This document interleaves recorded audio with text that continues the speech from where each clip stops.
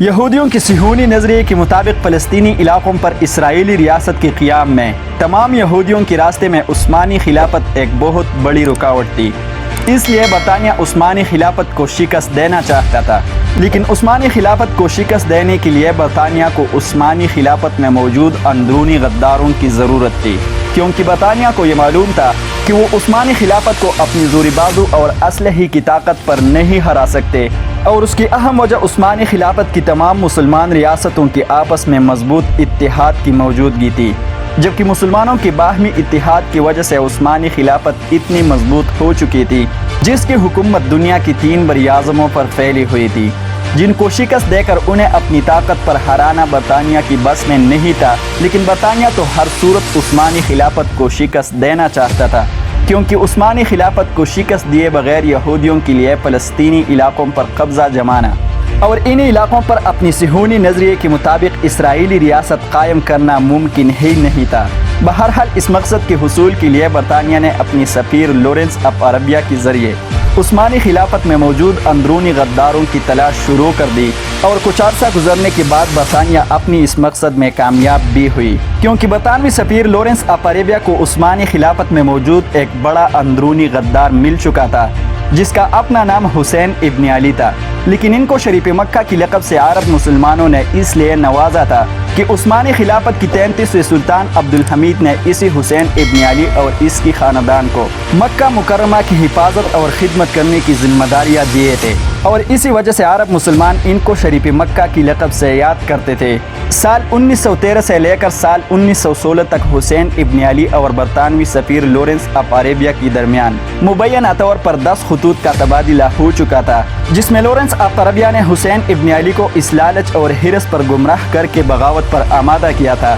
کہ تم اور تمہاری عرب قومیت ترکوں کے غلام کیوں بنے ہیں؟ آپ لوگوں کو تو اپنے علاقوں کے خود حاکم بننے چاہیے، اور کب تک آپ ترکوں کی غلامی کرتے رہو گے؟ اور اگر اس مقصد کے حصول کی خاطر آپ عرب مسلمانوں کی حمایت حاصل کر سکتے ہیں، لہٰذا آپ کو عرب مسلمانوں کو ترکوں کی غلامی سے آزادی حاصل کرنے کے لیے عرب مسلمانوں کا حمایت حاصل کرنا ہوگا، اور اگر اس مقصد کے حصول کی خاطر آپ عرب مسلمانوں کی حمایت حاصل کر سکتے ہیں تو عرب مسلمانوں کو ترکوں کی غلامی سے آزاد کروانے میں برطانوی حکومت عرب مسلمانوں کی مدد کے لیے تیار ہے۔ برطانوی سفیر نے شریف مکہ کے ساتھ یہ معاہدہ بھی کیا تھا کہ عثمانی خلافت سے آزادی حاصل کرنے کے بعد موجودہ سعودی عرب اور فلسطین کے علاقے آپ کی حاکمیت بن جائے گی، لہٰذا حسین ابن علی نے بادشاہت کی لالچ اور حرص میں عرب مسلمانوں کو بغاوت پر آمادہ کیا۔ لیکن جب برطانیہ کو اندازہ ہونے لگا کہ عرب مسلمان شریف مکہ کی قیادت میں عثمانی خلافت سے بغاوت پر آمادہ ہو چکے ہیں، تو برطانیہ نے یورپ اور امریکہ میں آباد طاقتور یہودی طبقوں کو اپنی اس خواب پر آپس میں اکٹھے کیے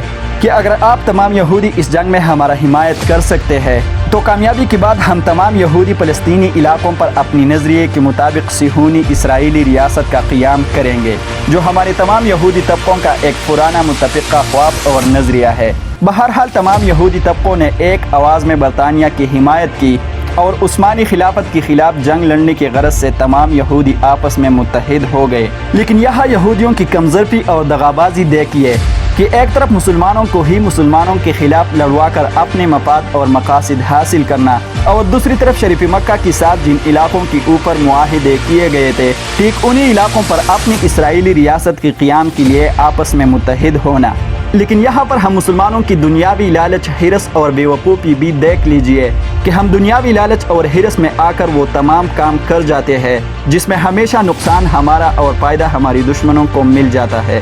لہٰذا عرب مسلمانوں نے حسین ابن علی کی قیادت میں سال 1916 کی آخر میں ہی برطانیہ کے حکم پر عثمانی خلافت سے بغاوت کی، اور رات کی اندھیرے میں پہلا حملہ عرب مسلمانوں نے مکہ میں موجود عثمانی افواج پر کیا۔ لیکن مکہ میں موجود عثمانی فوج کو جب حملے کی اطلاع ملی تو انہیں عرب مسلمانوں کی بغاوت کا اندازہ ہونے لگا، لیکن عثمانی فوج نے حرمین شریفین کی حرمت کی وجہ سے عرب مسلمانوں کی خون بہانے سے گریز کی، اور عرب مسلمانوں کے خلاف لڑنے کے بجائے عثمانی افواج نے اپنے ہتھیار ڈال دیے کیونکہ عثمانی فوج کو حرمین شریفین کی حرمت کے حوالے سے یہ معلوم تھا کہ اللہ تعالیٰ کے حکم کے مطابق حرمین شریفین کی حدود کے اندر شکار کرنا بھی حرام ہے، اور پھر عرب مسلمانوں کے خون حرمین شریفین کی حدود کے اندر بہانا تو نعوذ باللہ بہت بڑی گناہ ہے۔ لہٰذا عثمانی فوج نے عرب مسلمانوں کی بغاوت کے مقابلے میں لڑنے کا کوئی رد عمل ظاہر ہی نہیں کیا،